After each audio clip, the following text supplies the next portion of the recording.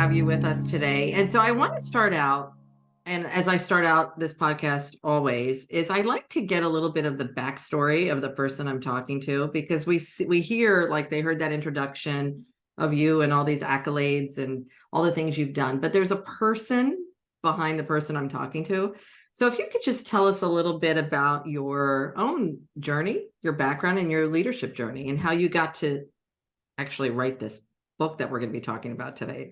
Yeah, absolutely. First of all, thank you for having me. It's great to be here. And my own leadership journey was quite accidental. I always knew I wanted to write. It never occurred to me that I wanted to become an editor. And the entire career I've had was actually somewhat unexpected. I'm from New Jersey. I guess my brief background is grew up in central New Jersey, East Brunswick, New Jersey, went to public schools, and was a serious musician. But when I was 7 years old, actually, I read a book, Harriet the Spy. Oh, yes. Greatest book. Oh my gosh. Like, for those who don't know, everyone should read it.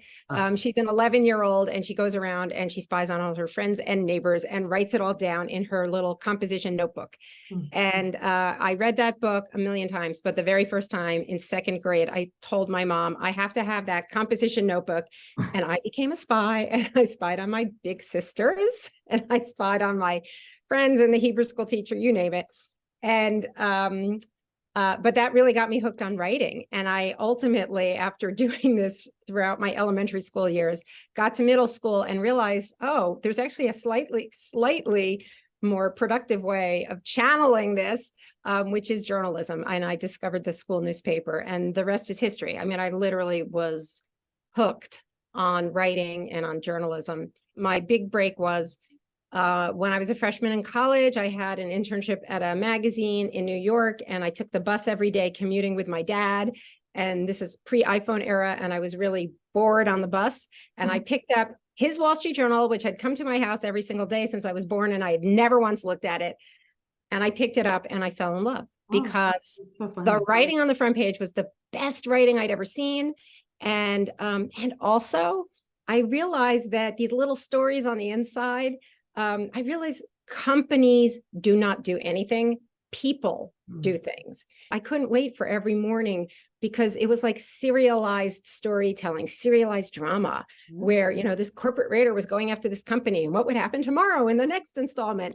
And I just got hooked. And that became my goal in life, was to get actually the Wall Street Journal internship, which I worked toward and did get that internship, and loved it. And I was actually hired as a reporter right from the time I graduated. I started right away as a reporter, which is very fortunate. They don't do that anymore. Now you have to start as like an assistant of some sort. I'm going to stop you there for a second. Isn't it crazy, the synchronicity of that? I mean, when you think about it, like you see the newspaper and then you go after that. I mean, it's just weird how that happens. You're 100% right. It was so serendipitous that and I was so fortunate that I actually came upon something that I had an absolute passion for. And it really did help in terms of sort of goal setting. And, I was never sort of lost about what I wanted to do. I wanted to write. I wanted to write for the Wall Street Journal. And I started as a reporter, and I stayed at the paper for 22 years. And loved it. Absolutely loved it. Started as a reporter, became a columnist, page one editor. Then I started Weekend Journal, started Personal Journal, became a deputy managing editor, which is the deputy editor in chief. I loved it there. Loved the people. I loved the work that I was doing. So, and also I got to constantly reinvent. Speaking of next, the Power of Reinvention.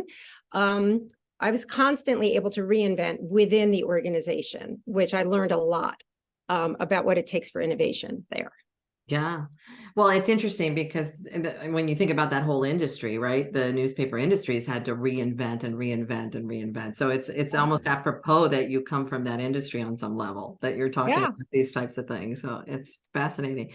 So, okay. So let me ask you this. I have a lot of executive clients that they're at the pinnacles of their career, right? And so they get to a certain point and they experience some sort of a setback, like they either lose their job or they go into what I call this thunderbolt moment, where they have a health crisis or something occurs to them and they do some soul searching and they decide, hey, this isn't really what I wanted to do, or this isn't what I want to do for the rest of my life. And so they get into this mode of, okay, I need to reevaluate and I need to do something different. What's next? Right? Which is great because it's the title of your book is Next. So let me ask you, your book, your whole book that you just wrote is about reinventing oneself. What would you tell people who are in that point in their life, who are looking for that next thing and wanting to reinvent themselves, but have no idea what? And that was exactly the question that is the premise that I asked in Right. writing Next, The Power of Reinvention in Life and Work. And the book is about navigating change in how we live, how we work, how we lead. And it is backed by, I literally did hundreds of interviews with both people who had been through major transitions successfully, because I wanted them to walk me through how they did it, but also the experts in the process of change. And that means everybody from psychologists to neuroscientists who study what happens in your brain when you have an aha moment, on to management experts who study career change. What was fascinating to me is when these people walked me through the process, everybody used different words, the experts used different terminology, but they were all describing the same set of stages. And I call it the reinvention roadmap. And there are 4 steps: search, struggle, stop, solution. And very briefly, so the search, this first step is when you're actually collecting information, collecting experiences. What's really interesting about it, it could be a hobby or a side hustle, you're taking a course or just a random interest.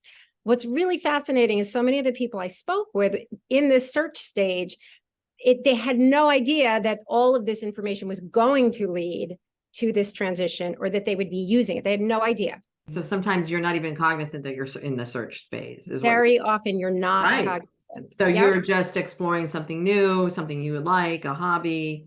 Perhaps you're doing a side hustle because you like it. That type of thing. Exactly. But you're not necessarily doing it with intentionality, right? Lead you somewhere else, right? But then you reach that second stage, that's the struggle. So the struggle, this is the tough one, right? You're disconnecting from where you were. You haven't quite figured out where you're going. And the struggle it can be miserable. And we don't like to talk about it because it's uncomfortable. And when we tell stories about other people who have these great transformations, we tend to leave this part out. Of course. It is incredibly damaging because we all go through it. It's incredibly important as a part of the process, but because we have been brought into this whole Cinderella myth that it should be instant transformation, it makes us feel bad about ourselves when we're struggling. And also it's really lonely. I cannot even tell you how many readers I've heard from who have just said, thank you for at least clarifying that I am not alone. But here's the thing, really important work gets done. You feel like you're standing still, but you actually are moving forward. So take heart, anybody who's listening to this, if you feel like you're in that phase right now, you actually are moving forward. So give me an example of a struggle. I've been doing some searching. I've been thinking, I've been exploring certain things, and now I'm in a struggle mode. How did I get there? How did I get into that struggle mode? So generally you get there when you're having the realization, as you were just talking about, where you're not quite satisfied with where you're coming from. Like I said, disconnecting from that identity because you feel like you're in the wrong place. And it is the person who's saying, I'm really not happy with my job or my life situation. Anyway, that struggle period often doesn't end until you reach the third stage, which is the stop. So the stop is that moment that pulls you out of your routine. So a stop can be something you choose, like I quit my job. But the stop can also be something that is imposed on you, like I lost my job, or it can be, and for people I spoke with, in some cases, it was a divorce, a kid going off to college, a major life event, an illness, right? Or a pandemic. Whatever it is, it like pulls you out of your routine. And only then do you get the perspective that you need. And you're able to kind of rethink, and all of these ideas, experiences, and struggle all coalesces.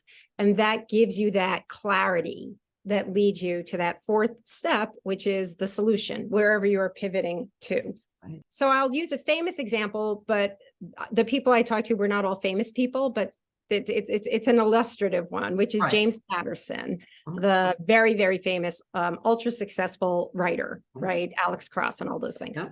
So I first met James Patterson more than 30 years ago when I was a young Wall Street Journal reporter and I covered the advertising business. I was writing about the Burger King new campaign.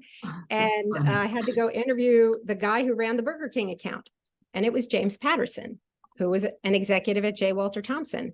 And I still remember this so vividly, because when I got there, it was early in the morning, and I remember I was dragging my feet, and he's like, oh, I've been up for hours already, because what I really want to be is a writer. I want to be a novelist.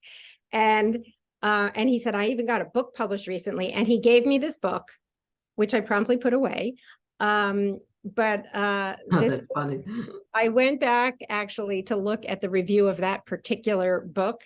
From Kirkus did a review of it. And the first 2 words of that review were abysmally dumb.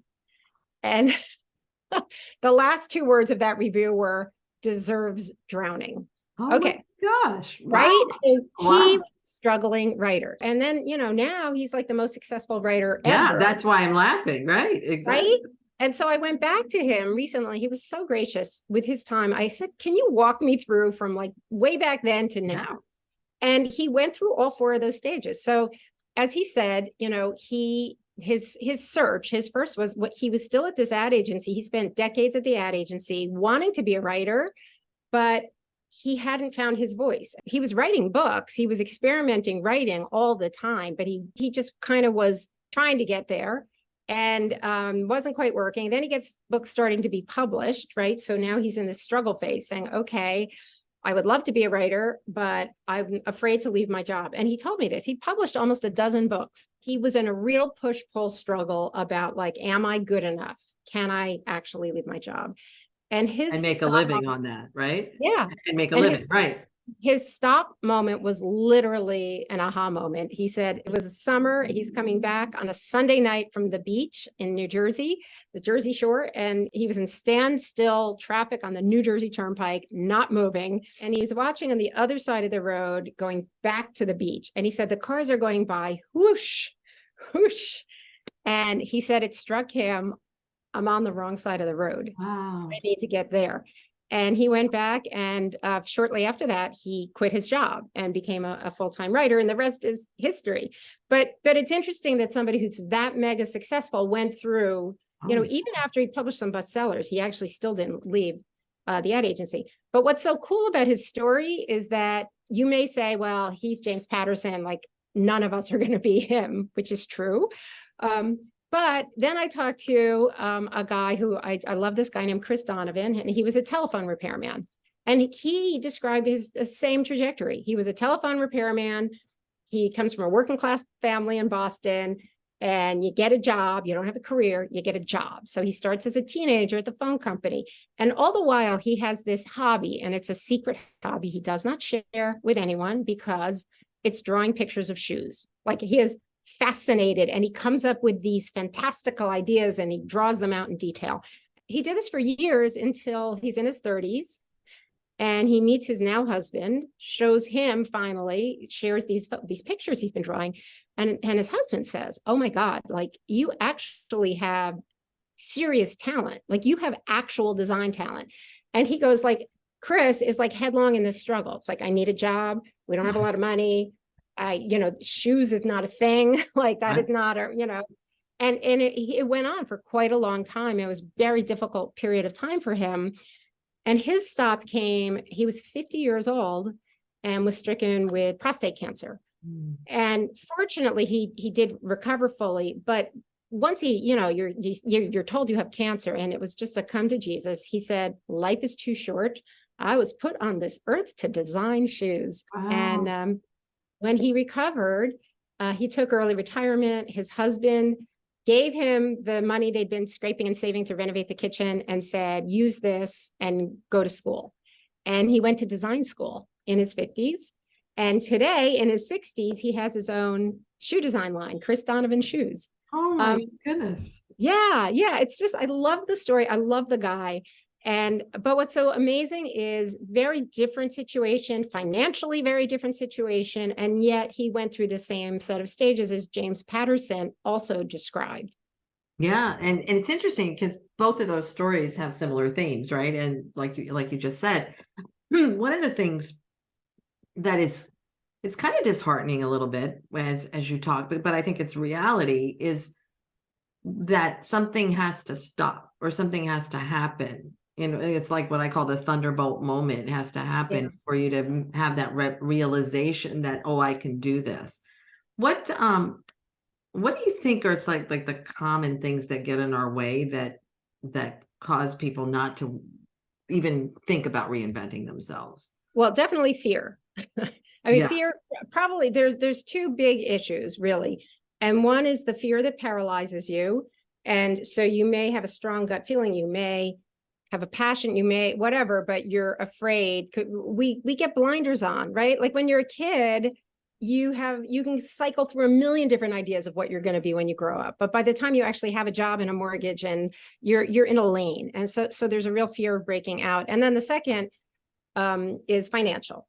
Now, the finance piece is real. It does take a certain amount of privilege, and there is a reason why it took Chris Donovan many decades to be able to achieve his dream, versus somebody else who would have the financial ability to pivot more quickly. I always tell people, do not quit your day job. Right. Make sure you're moving. I say move before you move, like move toward it, take a course, do something in that search phase. Don't just quit and say, tomorrow I'm going to be an astronaut. Right. But on the fear part, there is something that we can do about the fear part, because that is, we are all in our own heads, and that we can actually break out of that. I actually have a dozen strategies that walk you through all 4 steps in Next. And there's a few that, you can start early on that are going to help you break out of it. But the key is what you're trying to move toward is to have an open mind about it. There's a fascinating piece of research that I talk about in Next that was done on aha moments. And a psychologist asked a group of people, have you had an aha moment? Those who had, what did you do because of it? And now a large number of those people made major life changes, including career changes.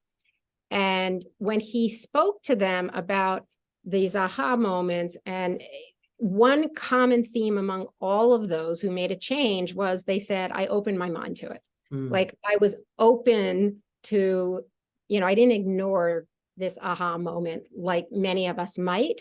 I took it seriously. And that's really important. Same thing with gut feeling. I have a whole chapter on gut feeling. And the short answer is listen to your gut feeling.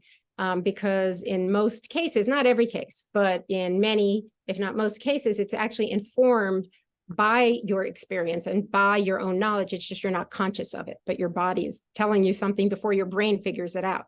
Do you think some of this is also, and I'm curious just from your perspective, writing the book, researching the book, how much of it do you think is also part of comfort zone? So, staying in a comfort zone where it's like, okay, but I'm comfortable with this. So you're constantly in that search mode, Yes. Right? It's like, but I'm comfortable with what I'm doing, even though I'm getting these intuitive feelings, I'm getting these gut feelings. What did you discover about that?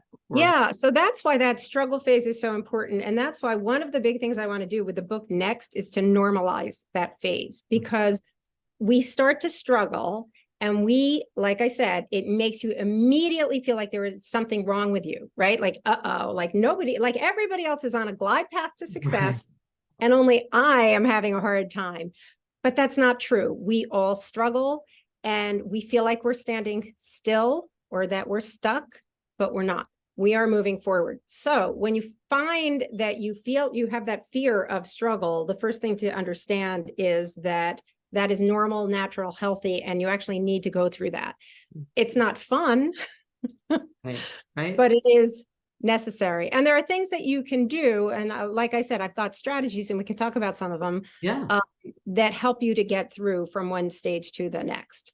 So what's one strategy that would help you get from the search and then you're in the struggle, right? So then you're in the struggle and you're like, oh, what am I going to do? And you're not getting a stop.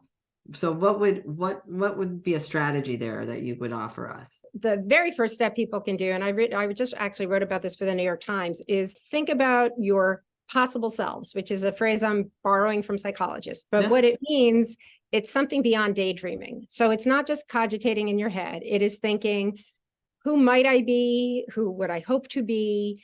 but then like putting meat on that, like what would that feel like? And then thinking about like, what would it take to get there? Make it more real. And it's not enough to keep it in your head. This is the key. And this is so true for the struggle stage. Do not just sit there like staying up all night, stressing and, Right. cycling Right. in your head. Definitely what you want to do is talk to what I call an expert companion. And again, this is a phrase I'm borrowing from trauma psychologists who work with people who have survived terrible traumas. And then expert companion is someone who listens to them and reflects back to them sort of a fresh perspective. So I think we all need an expert companion. So it is that person who has an objective view of you and of your talents and skills, because we all have these innate talents that are so natural to us that either we don't recognize them at all, or if we do recognize them, we tend to discount them because it's so easy for us. We feel like, it's not special. Your expert companion can reflect back to you, wait a second, these are the strengths, the talents that I see in you. And it can really help direct you in the next, toward the next thing. It can help focus you on what is a realistic possible self or realistic goal for you. Yeah. Like your shoe designer example. Yeah. Right. A perfect example. Well, it's not Perfect just example. drawing shoes, right? And then Right. somebody else And noticed it and said, what are you talking about? This is amazing. That's exactly right. Yeah. Exactly right. So that was his expert companion, his husband, who Yeah. recognized the strength that he had. The other thing that I tell people also is, if you are thinking, exploring, right, you definitely need to take action, right? Then that could be some of the things we're talking about, taking a course or shadowing someone, doing an informational interview. But also reach out to your weak and dormant ties. And I know I've heard this advice before and haven't acted on it. Like it's kind of hard to take that first step, but your weak ties are people you don't know that well, like they're, 5 steps removed from you. Your dormant ties are people you've lost touch with. All of the research shows that you're going to get fresher information and you're going to surface more opportunities by reaching out to those people, your larger network, as opposed to the people closest to you, because we all live in a bubble, and all of us in our little bubbles, we all know the same things and think the same way. LinkedIn crunched numbers on its own members, found that its members actually tend to get jobs from that wider network. I do a lot of speaking on this, and like me, I mean, I know I look like an extrovert, but I am actually not. And I get this question, like, I'm an introvert, and that is too scary for me to reach out to for dormant tie. There's an amazing piece of research you should keep in mind, which is these executives were told they had to reach out to a dormant tie to get advice on a business problem. And you'd think executive, right? They were so anxious beforehand, and they were really trepidatious about this whole thing. They were interviewed after they made the connection. 90% of them said that it was not just productive, but it was fun and enjoyable. That is unheard of in almost any study, 90%. So, it's scary, but you're going to feel amazing afterward. It's so true. I mean, I think what you're saying is so true. I think it goes back to that head game. We have this head game, or we have this preconceived notion. I was just interviewing someone earlier, and she was talking about this very exact thing, about how we are afraid to reach out to people. And what's so surprising is that most people have that same feeling. Yeah. And so just doing it and knowing, okay, so not everybody will respond, but you're so expanding so much of your repertoire and your network there. People will say, well, it's too late for me now. And somebody who's in their late 40s, or somebody who's 50 or even 60, it's too late for me now. I'm too old to do that, even though they have this dream or they really want to do something different. Did you find anything to that effect, or do you have any thoughts on that? Oh, I have a lot of thoughts. So I interviewed people from their 20s through their 90s, including somebody who was 90 years old, who actually was the inventor of Post-it notes, who is still inventing things in his basement, which is so cool. But you are never too old. You're also never too young, by the way. But I found so many examples of people who were able to pivot, and you can do it at any age. And I think about people like this amazing woman, Jane Varon, who left the paid workforce. She had a big corporate job, left it when her 3 daughters were babies. She was out of the paid workforce for 12 years. She tries to re-enter, like now she's, over 40, maybe over 50 even at this point. And she ended up, as actually many women do, becoming an entrepreneur and a mission-driven entrepreneur, which is also very common for people, older people who are doing these reinventions. It tends to be more purpose-driven, more mission-driven, more meaningful, much more meaningful and more fulfilling. But Jane, for example, she created a nonprofit where she took volunteers, very much like her, a lot of moms who had great business skills but were staying at home. And these mom volunteers mentor local business owners. And it's so great, not just for the business owners, but for the moms who get to use their skills, and it actually refreshes their resumes. And it's a great thing for people who want to go back to work. At the same time, the other group of people who are really having a difficult time right now are actually baby boomers reaching retirement age and not getting the same opportunities when the world was their oyster, 20 years ago. But they also tend to be reinventing themselves, and again, very mission driven. I love it. I love that. And it's interesting, as you talk about this, I think some of those things go back to those mind blocks that people put in when we put in our own brains, and both at the younger end and then at the older end, or whatever that is. I don't even think there is a younger, older. I think it's just all a trajectory, right? So yeah. That's great. Finally, let me ask you this question. Reinvention. So what do you think, as a summary of all this, what do you think is the secret to reinventing oneself? Yeah, I think that it is all about being open to where your experiences might take you. I think we all have skills that are transferable. And so you need to sort of open your mind to where it might take you. And I would say, in Next, there's 2 big myths that we explode. And I think this is also very helpful. And it was very helpful to me. One is this Cinderella myth, this idea that transformation is supposed to be instant and it's supposed to be easy. So know that struggle part when you're going through it, everybody does it, and it is very important. And you are not alone. It's actually healthy and normal. So know that. And then the second myth is that you have to know exactly where you're going. This is another damaging one that keeps people from transitioning to anything. If you think about business literature, it's like that think and grow rich mentality from that book that's almost 100 years old now, where you have to have a goal and then you have to work backwards and you have to have every step of the way planned out. And what I found in my research was that so many of the people who I spoke to had no idea where they were going. They didn't have a goal, but it was more that their experiences and their interests led them to this unexpected place. And so they didn't end up where they thought they were going. They ended up somewhere else. That's why it's so important to have that open mind, first of all, to allow yourself to find what that might be. And also to rethink, what is success, right? If you think the only way of success is like, there was a young guy I talked to his idea of success all along, he was a child of immigrants, was you have to be managing director at a big bank. And he got there and he's at a young age. And he's like, really? Like this is it? Right. And he did a real rethink. And he said, what I really care about is my family and surfing. And he kind of skimmed his life. So he now, he does coaching, he does executive coaching, he does some things. But the beauty of it is, he said he had to rethink what his idea of success was. He's now in a much more meaningful, much more purpose-driven place than he ever was. He makes a fraction of what he used to make, but it's enough to live on, and that's all he needs. And so it's really about having that open mind and understanding that you don't have to have that goal in mind, that is a fiction, that you actually can find your way to that new and more fulfilling place. Yeah, that's just such great thoughts and advice there, Joanne.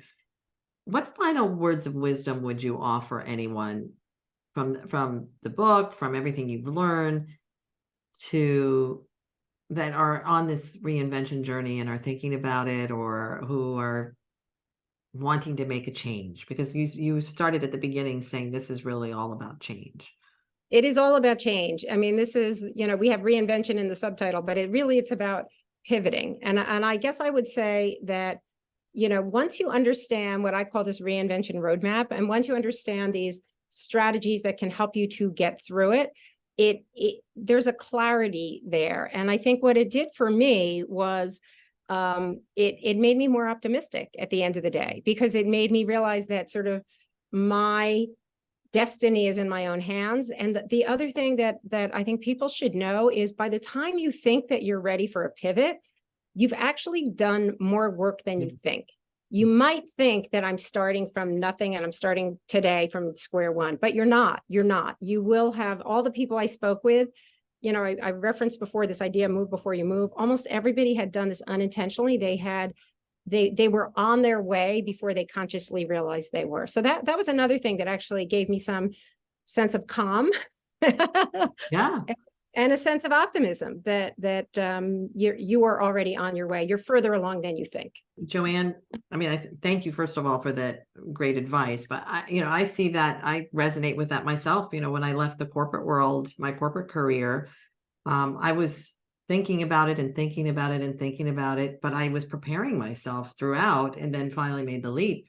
But same thing, it's like I was more prepared than I thought, because I had done so much work during that time. So yeah, I love it. I love this book. I think that it's so timely right now. I think people are reevaluating. I mean, we're constantly reevaluating what we're doing, what brings us joy, what brings us meaning.